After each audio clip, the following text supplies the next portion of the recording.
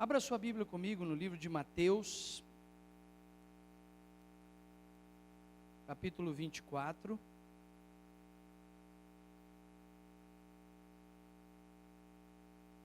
Mateus, capítulo 24.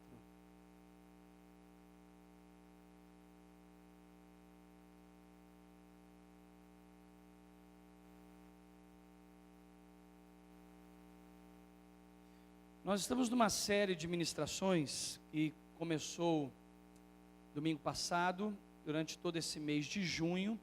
Nós vamos estar falando sobre a vinda de Jesus, os sinais da vinda de Jesus.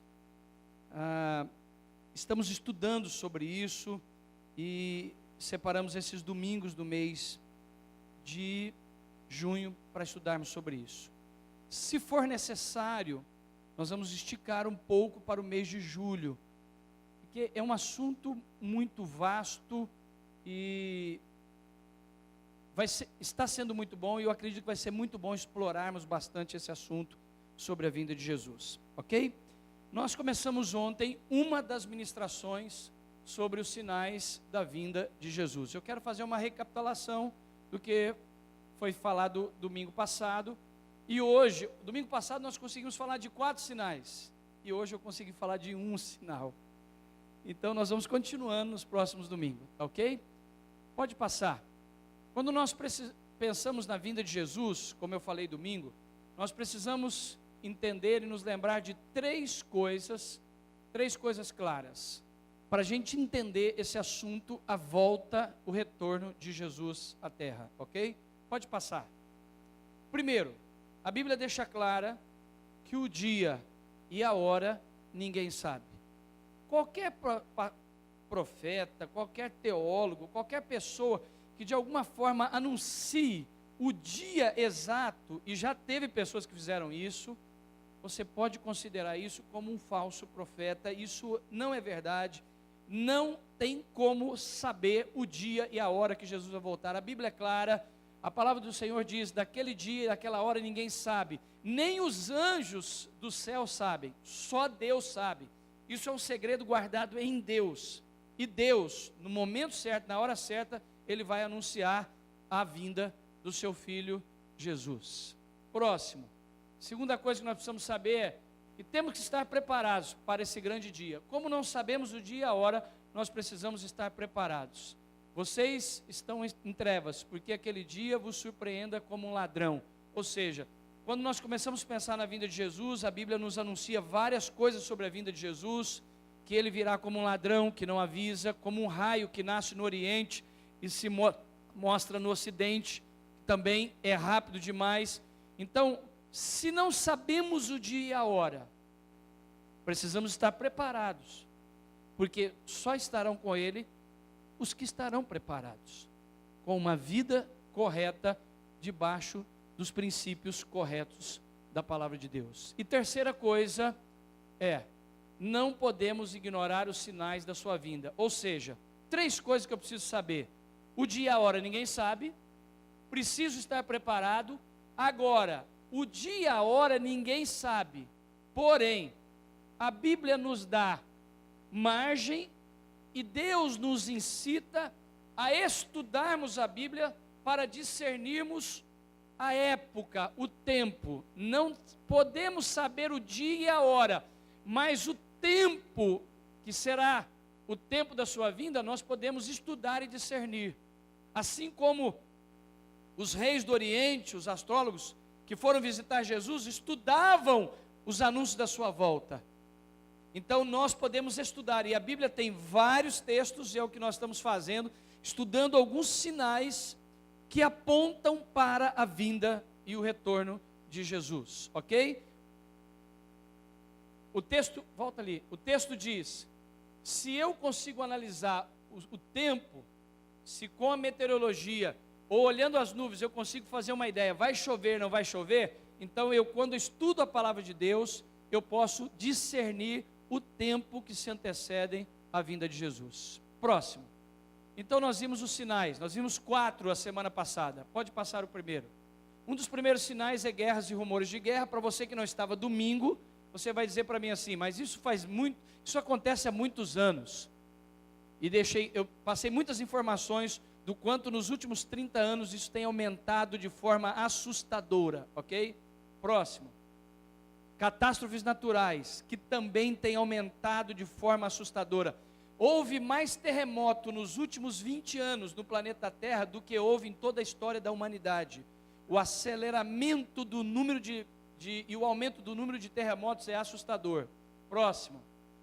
Aumento do pecado sexual invertido, ou seja, a Bíblia deixa clara que nós falamos já domingo, respeito, essa igreja é aberta para qualquer pessoa que queira participar, estar aqui, mas nós continuamos acreditando em casamento, homem com mulher, mulher com homem, esse é o princípio bíblico, e nós não entendemos ser bíblico e correto o homossexualismo.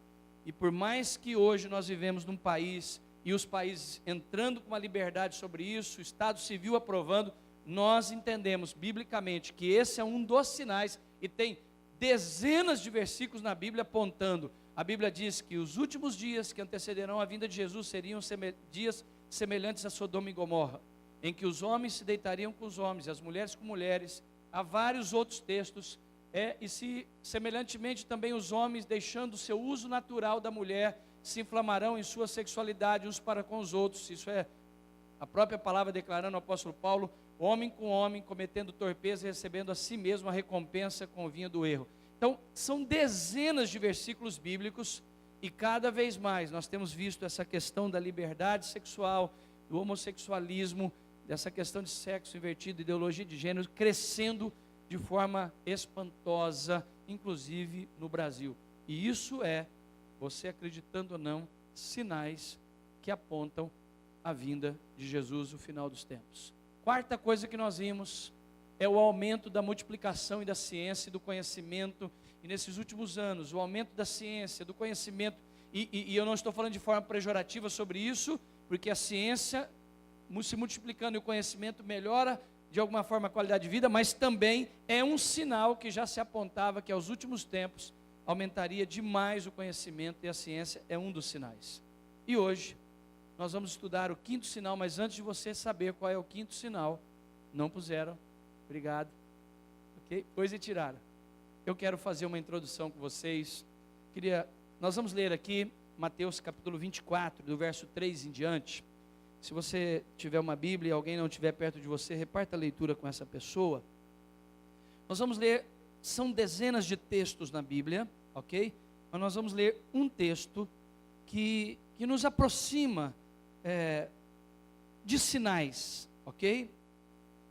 No Monte das Oliveiras, Mateus 24, verso 4. Mateus 24, verso 4. No Monte das Oliveiras, achava-se Jesus assentado, quando se aproximaram dele os discípulos, e em particular, e lhe pediram: diz-nos quando sucederão estas coisas, e que sinal haverá da tua vinda e da consumação do século. Por favor, olhe para mim um momento. Eu quero ajudar você nesse momento a entender esse texto, ok? Olhe para cá. Só entenda algo antes de eu falar. Lembrando do que eu te disse domingo, eu não sou o dono da verdade. Aprendi a escrever as minhas convicções a lápis e não a caneta, porque se tiver que apagar, eu não vou borrar o papel. Você nunca me verá afirmando aqui que as verdades ou o que a gente ensina aqui são verdades absolutas, porque a Bíblia nos dá margem a estudarmos, ok? Então eu acho que todo líder, ele precisa ser humilde. Eu estudei, fiz 2 cursos teológicos, sou formado em bacharel em teologia. Uma das áreas que eu estudei muito quando eu estudei em Curitiba, eu mergulhei muito nesse assunto, estudei bastante durante uns anos da minha vida sobre esse assunto. Então, assim, humildemente eu digo a você que eu tenho um conhecimento razoável de todas as linhas teológicas, das 4 principais linhas teológicas sobre a questão da vinda de Jesus. Tenho uma, fui me definindo ao longo do tempo pessoalmente com uma, mas jamais vou aqui defender a minha como a verdade, porque vocês são livres a estudarem a Bíblia e buscarem conhecimento nessa área, ok? Mas algumas coisas são claras e foram se clareando para mim. E uma delas é a que eu quero partilhar com vocês agora. Mas você é totalmente livre para ter uma opinião diferente, tá ok? Várias pessoas já me perguntaram, e desde quando domingo eu comecei a ministrar sobre isso, eu recebi pelo menos de uma ou duas pessoas uma mensagem perguntando: pastor, quando a Bíblia diz ali em Mateus que não passará este século, 100 anos, e ele voltará, o que a Bíblia quis dizer com isso? Vamos entender algo. O que eu entendo aqui, e o que é mais claro para mim, é que este século, que é um período de 100 anos, é o período até a vinda de Jesus, do início dos sinais, claros e evidentes, até o retorno dele. O que Jesus está dizendo, porque ele vai discorrer agora uma quantidade de fatos, a partir do versículo que nós vamos ler agora, de sinais. Veja, ele falou isso há 2018 anos atrás, de sinais que seriam claros e evidências claras do seu retorno. Então, humildemente, eu quero dizer a você que quando a Bíblia diz não passará esse século, ele está dizendo não se passará, na minha opinião, 100 anos, a partir do momento que os sinais começarem a se manifestar de forma totalmente evidente. E hoje, eu vou trabalhar um sinal para vocês, que para mim, dos vários sinais, é o principal sinal do apontamento que nós chegamos no tempo do fim, no século do fim. Por isso, creio, particularmente, que Jesus cada vez está mais próximo à sua volta. Talvez eu vá frustrar você agora, mas peço a você que você respeite a minha posição e se dê a buscar e conhecer sobre isso. Preste atenção, particularmente eu acredito que Jesus não volta nesses próximos 5, 10 anos. É uma opinião pessoal minha. Alguns estão esperando Jesus hoje, amanhã. E eu acredito que nós temos que viver essa vida assim. Talvez você olhe para mim e diga assim: pastor, mas por que isso? Entenda algo. Tenta entrar nesse raciocínio comigo, ok? Usa a sua inteligência, peça ao Espírito para te ajudar. Quando nós pensamos eu particularmente acredito que Jesus volta entre 20 e 30 anos. É minha opinião pessoal. Vai alguns anos. Por quê?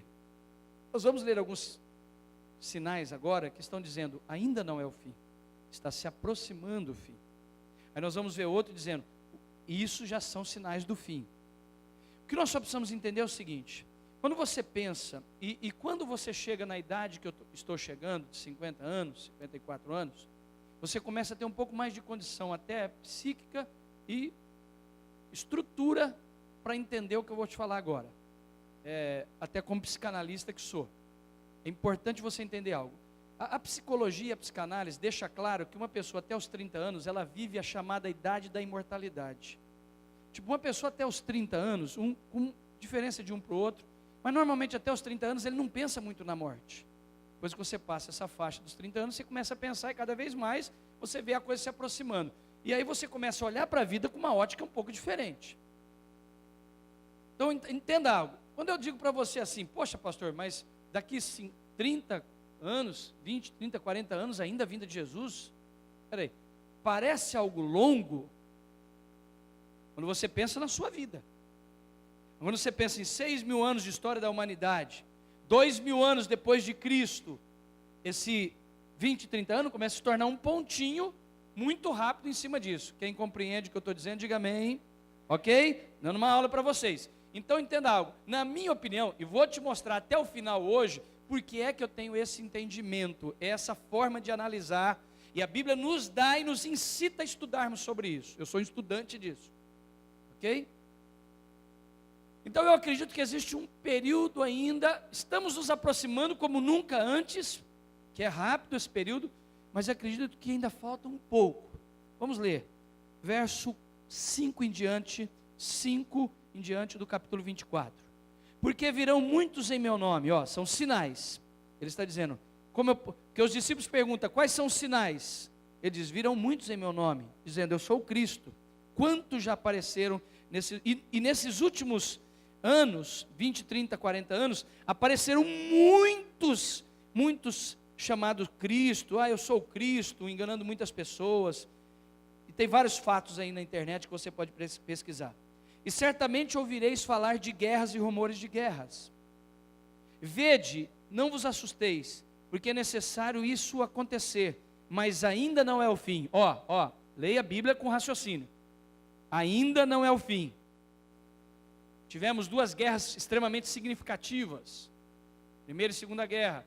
Pastor, tivemos outras guerras? Lógico, na história da humanidade. Mas nada significante como a Primeira e a Segunda Guerra. Mas comece a entender que estamos nos aproximando. Mas o texto está dizendo aqui, essas guerras e rumores de guerras, essa intensidade, não é o fim. Está se aproximando. O texto está dizendo, mas ainda não é o fim. Aí o verso 7 continua. Porquanto se levantará nação contra nação, reino contra reino. Depois de grandes guerras, nações se levantando, reinos contra reinos. Começa a observar a situação do planeta Terra hoje, os conflitos que existem. Hoje, um apertar de botão, estoura uma guerra entre Estados Unidos e Coreia. Falei a semana passada sobre isso. Tem noção das dimensões de uma guerra hoje?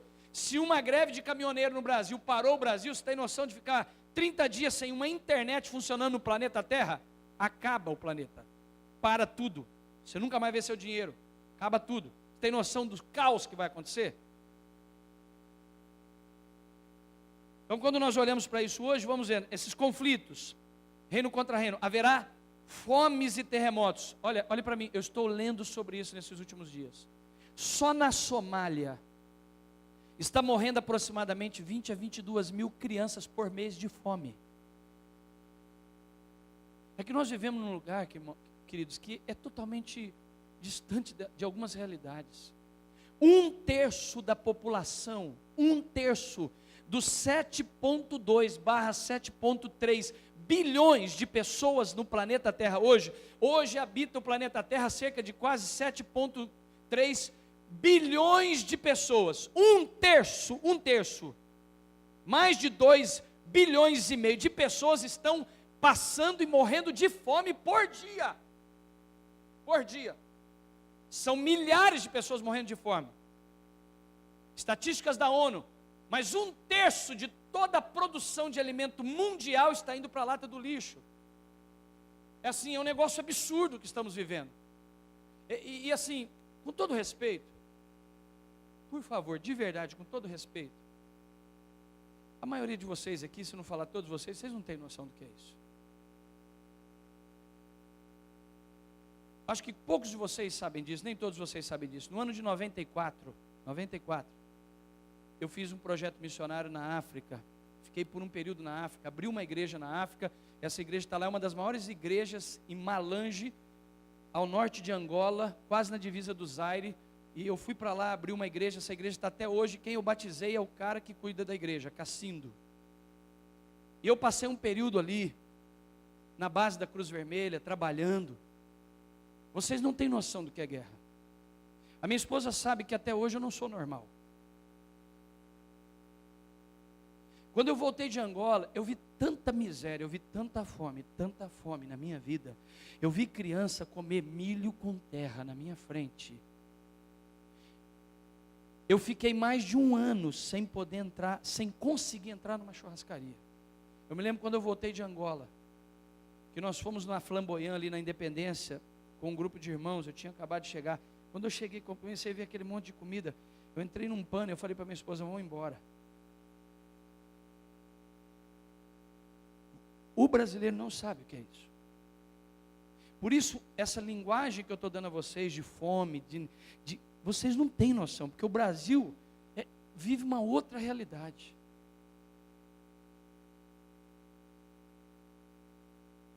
Até hoje não se apagaram, na minha mente, tudo que eu vi naquele lugar. Até hoje eu sonho com isso. De vez em quando tenho pesadelos. Então vocês não têm noção. A internet tem muita porcaria, mas tem muita coisa boa. Entra na internet.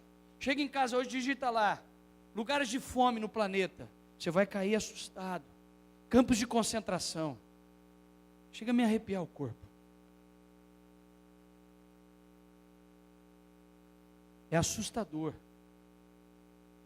Esse é um dos sinais. Pode passar para o 5º. Perdão. Fome. Necessidades. São sinais. Terremotos em vários lugares.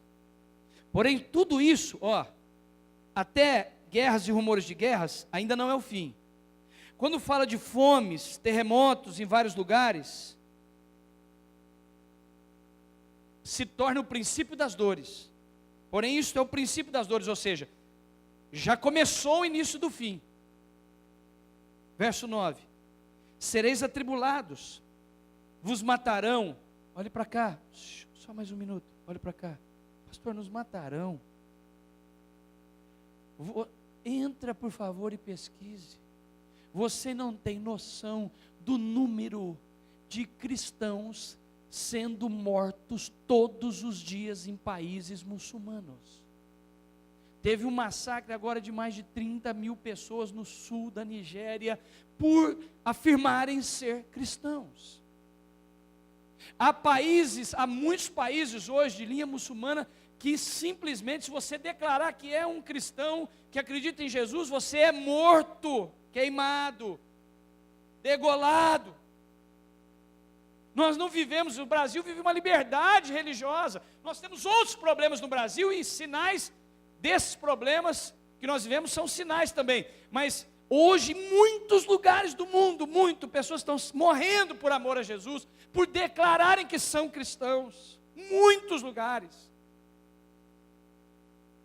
Nós precisamos sair da nossa bolinha muitas vezes, porque nós nos fechamos no nosso mundinho, né? Sertãozinho, Ribeirão Preto, vou para o shopping, volto ao trabalho, volto, e vou para casa, e volto, e conquistar tal, e a gente não vê o que está acontecendo no mundo. Vocês serão odiados de todas as nações, por causa do meu nome. Nesse tempo muitos vão escandalizar, trair, odiar uns aos outros, levantar-se-ão muitos falsos profetas, enganarão a muitos. E por se multiplicar a iniquidade, ou seja, o pecado, o aumento do pecado, o aumento de pecados em todas as áreas, de sexual a todas as áreas, a iniquidade se propagando numa dimensão muito maior, e nós vemos isso de uma forma muito clara. Queridos, eu falei assim, desculpa, eu vou repetir, há 15 anos atrás, se você visse duas moças, duas irmãs, saindo de mão dadas, amigas, todo mundo olhava e falava, são duas irmãs, ou são duas amigas. Hoje, se uma mãe e uma filha andar de mão dada num shopping, é capaz de olhar e falar assim, é duas lésbicas. O ponto que nós chegamos. E não é no Brasil. Geral. Pecado, o aumento dessas doideiras assim, de forma espantosa. O amor se esfriará de quase todos. Verso 13. Aquele, porém, que perseverar até o fim, esse será salvo. E aqui avalia a sua doutrina, se perde ou não a salvação. E será pregado o evangelho do reino por todo mundo. Esse é um dos maiores sinais também da vinda de Jesus, que o evangelho vai ser pregado em todo mundo. O crescimento da pregação do evangelho, o evangelho entrando em todas as nações, etnias, para testemunho de todas as nações. Então virá o fim. Não é o fim, virá o fim. Estão conseguindo entender comigo? Quem está comigo, diga amém. Alguns sinais, não é o fim. Alguns sinais é o princípio das dores, ou seja, iniciando o fim. Depois outros sinais, agora chegou o fim. Ok? Nós vamos trabalhar um sinal hoje, que para mim é o sinal. E eu vou precisar que você preste muita atenção, que você use a inteligência, para que você entenda o que eu vou partilhar com vocês agora. Que eu tenho quase certeza que muitos de vocês não têm noção do que eu vou falar para vocês agora, ok? Para mim, na minha humilde opinião teológica, esse quinto sinal, que é o renascimento de Israel, para mim, é um dos principais, se não o principal sinal da vinda de Jesus. Pastor, sou leigo de Bíblia, entendo muito pouco, estou chegando por agora na igreja, não estou entendendo nada. O renascimento de Israel. Deixa eu te explicar. A nação de Israel, por profecia divina, deixou de ser nação há mais de 2000 anos. Por mais de 2000 anos, a nação de Israel foi desfeita. Os judeus foram espalhados por todo o planeta Terra. E aí nós tínhamos, tem alguns filmes legais. Um top, que eu já vi mais de 20 vezes e vi agora recentemente, chama-se A Lista de Schindler. Inclusive eu vejo A Lista de Schindler de vez em quando, para que eu fique mais generoso no bolso. Se você é meio mão de vaca, veja o filme A Lista de Schindler, vai te ajudar demais. Porque nesse filme mostra um homem comprando judeus para salvar a vida desses judeus. É muito forte esse filme, são 3 horas de filme. Os judeus foram espalhados por todo o planeta. E a nação de Israel, instituída como o Brasil e todos os países, ela foi desfeita literalmente, foi exterminada a nação. Os judeus se tornaram pessoas sem nação espalhadas por todo o mundo. Por isso você vai ver judeus em todos os lugares. Sim, e é impressionante o que aconteceu. Você não vai encontrar um judeu pobre no planeta. Se você encontrar, é raridade. Os judeus detêm hoje a maior potência de armamento. Todos os países compram projetos dos judeus. O avião mais rápido do planeta, inteiro de titânio, um projeto americano, que quando os Estados Unidos idealizou esse projeto, e eu vou te explicar por que eu estou falando isso.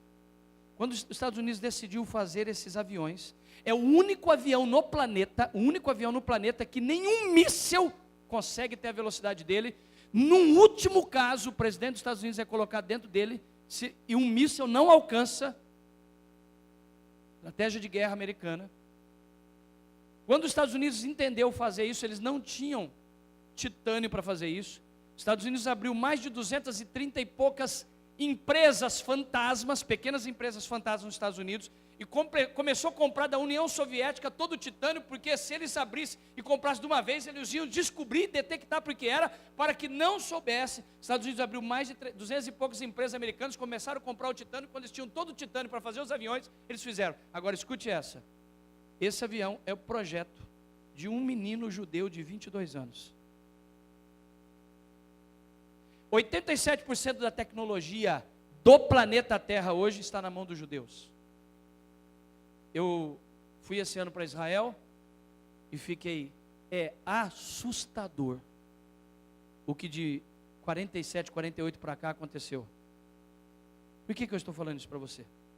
Porque os judeus, milhares de judeus morreram em todo o planeta. Foi um massacre de judeus. Mas esse texto diz: Isaías, quantos anos antes de Cristo, faz uma profecia. Entenda que Isaías é uma tipologia de Cristo. E tanto o livro de Daniel, Ezequiel, Isaías, são todos livros que fazem ligação com o Apocalipse. Isaías faz uma profecia. Quem jamais ouviu tal coisa? Quem viu coisa semelhante? Pode-se nascer uma terra, uma nação, em um só dia? Nasceria uma nação de uma só vez? Mas Sião esteve de parto e já deu à luz aos seus filhos. Isso é uma profecia cumprida, porque essa profecia é uma das profecias que antecedem a vinda de Jesus. Porque por mais de 2000 anos, a nação de Israel foi eliminada. Porém, vou ler para vocês. No século 20 agora, ele presenciou um dos mais reais e notórios cumprimentos proféticos milenares. O renascimento da nação de Israel.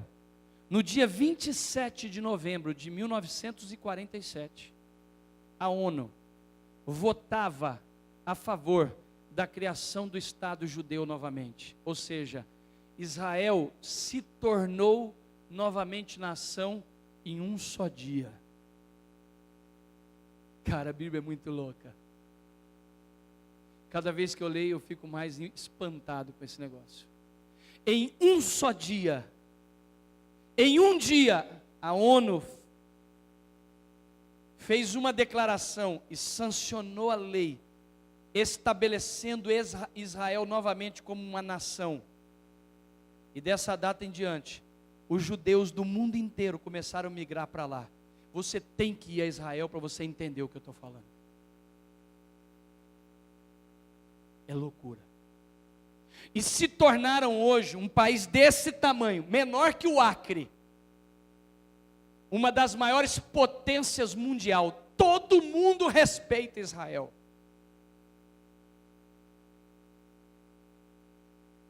Toda a tecnologia, em quase todos os lugares do mundo de plantação de uva. O Israel é o maior produtor de abacate no meio do deserto do mundo. É assustador. Só indo lá para você saber o que é aquilo.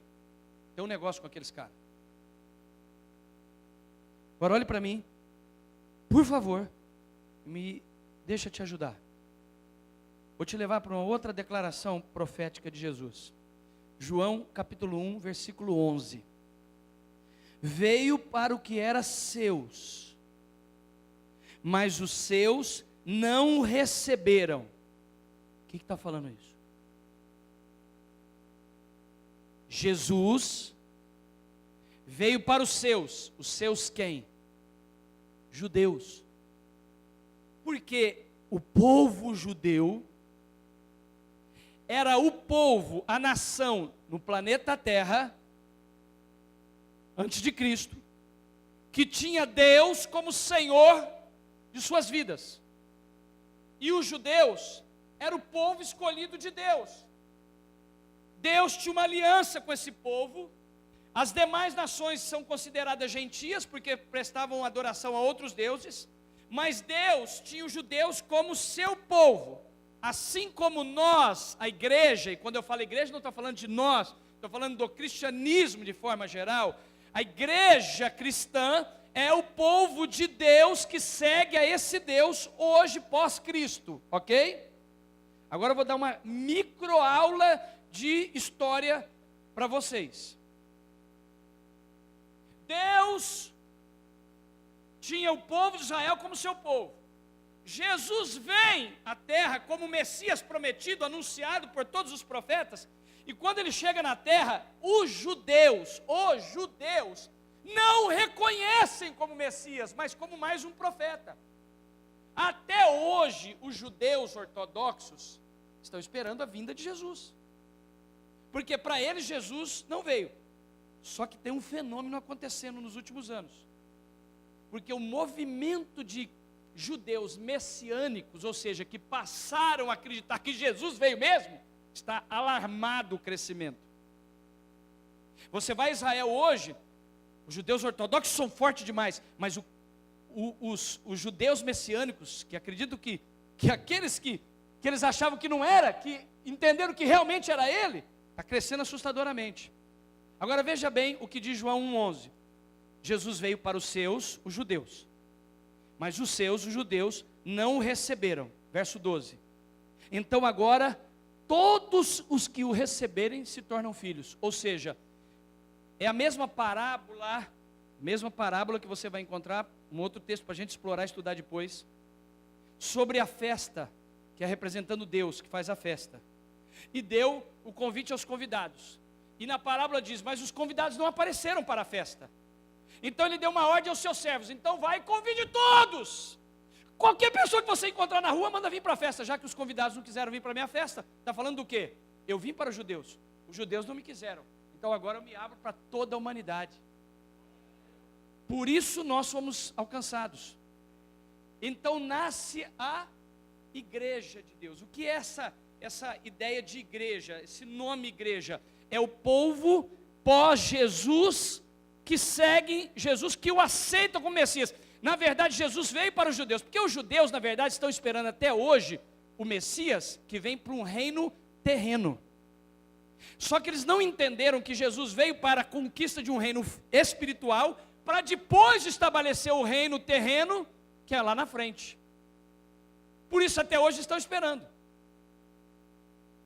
Então ele veio para os judeus não o receberam. Agora todos os que aceitarem a ele como Senhor e Salvador, se tornam povo dele, abriu para todos. Por isso fomos alcançados em Jesus. Mas Deus tem algo diferente com os judeus. Porque os judeus fazem parte das profecias. E uma das profecias é que em um só dia a nação de Israel voltaria a ser nação. Isaías, como profeta de Deus, diz: vocês acreditam que pode acontecer um negócio desse? Em um só dia nasceu uma nação e se constituir? Então a ONU, em 1947, votava a favor da criação do Estado judeu. E em 14 de maio de 1948, contra todas as probabilidades, os judeus voltaram a ser uma nação efetiva outra vez. Eu tenho uma notícia boa para te dar.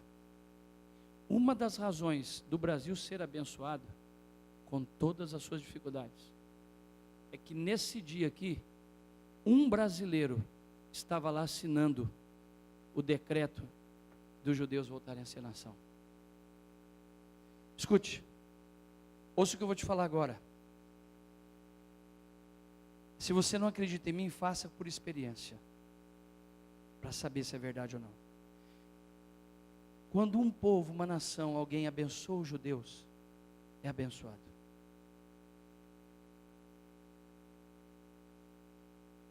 Escute, no início do mandato da Dilma, ela assinou um documento contra Israel.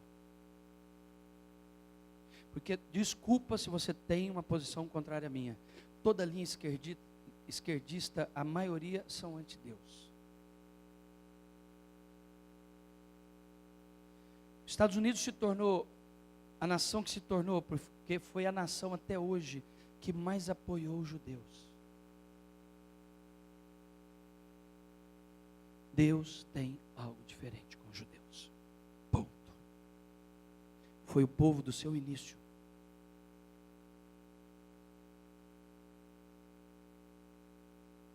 Agora para onde eu vou te levar. Tenta viajar. É quase que uma crônica de Nárnia de Arão bíblica. Olhe para cá. Eu comecei essa mensagem falando do quê? Não passará este... Vamos juntos? Não passará este século. Alguém tem calculadora aí? Pega a calculadora, Gabi, por favor. Estamos em 2018, certo, Gabi?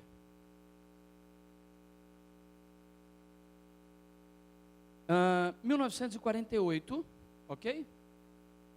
mais 100 anos. 2000 e... Pode ser mais forte? Mais forte, gente. 2048. Minha opinião pessoal. Um dos principais sinais da vinda de Jesus é o renascimento da nação de Israel. Essa é uma das principais profecias. 1948, mais 100 anos, 2048, menos 2018, 30 anos. Por isso vem a minha teologia, que ele vem nos próximos 30 anos. Porque não passará este século a partir dos sinais. Opinião pessoal. Esse sinal do renascimento de Israel é o principal sinal. E não é só meu, é de todas as linhas teológicas, das 4 linhas mais básicas teológicas no mundo cristão, acreditam nessa confirmação desse sinal. O renascimento de Israel, a oficialização de Israel como Estado novamente, como nação novamente.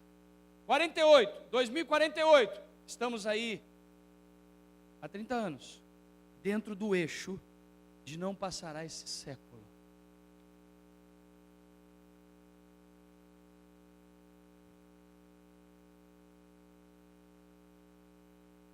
Estamos chegando no tempo do fim.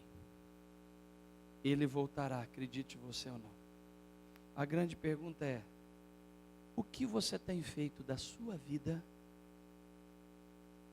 Você tem 2 chances. Eu espero ter essa primeira que eu vou dizer. E se eu acabar de falar, você também quer ela, pode levantar as 2 mãos. Eu espero viver mais esses 30 anos e não passar pela morte e que ele venha. Quem tem essa esperança, mesmo meio incrédulo, levanta pelo menos para animar a sua fé. Levanta as 2 mãos e diga assim: espero não morrer e que Jesus volte para eu estar com ele. Quem pode aplaudir a Deus? Amém.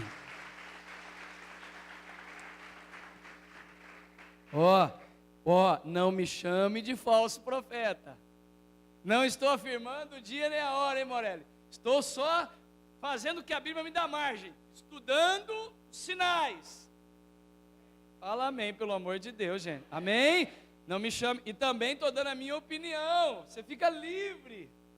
Tá? Mas como estudante desse assunto, estou dando o meu análise sobre ele. Se você viver os próximos, dentro da minha forma de ver, 30 anos, você não vai saber o que é morte, cara. E ele vai voltar. E estaremos com ele para sempre. Vocês estão doidos para saber se eu acredito que vai para o céu ou se vai ser aqui na terra, não vai? Só se me pagar uma janta, aí eu confesso só para você o que eu cheguei na conclusão. Agora, e se você olha com uma carinha de tristeza para o irmão e fala assim: e se você não viver mais 30 anos? Você vai morrer. Dá um abraço no irmão e diga assim: a morte é mais real do que você pensa. Dá um abraço no irmão aí, pode falar para ele. Acredite, não acho que você vai passar a eternidade na terra, né? A minha grande pergunta para você, para a gente terminar hoje é: como você tem vivido sua vida? Tem feito algo para o plano espiritual? Tem feito algo na expectativa de que Jesus vai voltar e julgar todas as coisas? Pastor, isso é muito doido, cara. Esse negócio de Jesus voltar e tal. Cara, mas e se eu tiver razão? E se essa grande galera no planeta que acredita nisso tiver razão? E você achava que era conto de carochinha. Tá dentro da água, hein, velho?